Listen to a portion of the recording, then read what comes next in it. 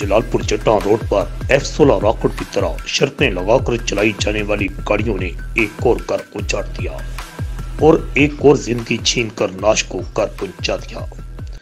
Gujarat university کے قریب چودوال چوک میں ایک اور خونی حادثہ پیش آیا ہے، جہاں شرط لگا کر دوڑانے والی ایک مسافر بس نے روڈ کراس کرتے 65 سالہ بوڑھی خاتون منظورہ بی بی زوجہ غلام میرا سکنا گاؤں گنسیا کو بری طرح کچل دیا، جس سے بوڑھی خاتون موقع پر جاں بحق ہو گئی۔ بس ڈرائیور موقع سے فرار ہو گیا۔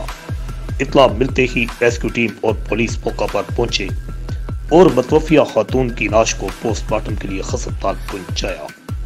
تھانہ دولت نگر پولیس نے خونی حادثہ کی رپورٹ درج کر لی، جبکہ جلالپورجٹاں کی ادھوری ڈبل روڈ پر شاہ بولا سٹاپ سے لے کر والی تک روزانہ کی بنیاد پر حادثات پیش آ رہے ہیں۔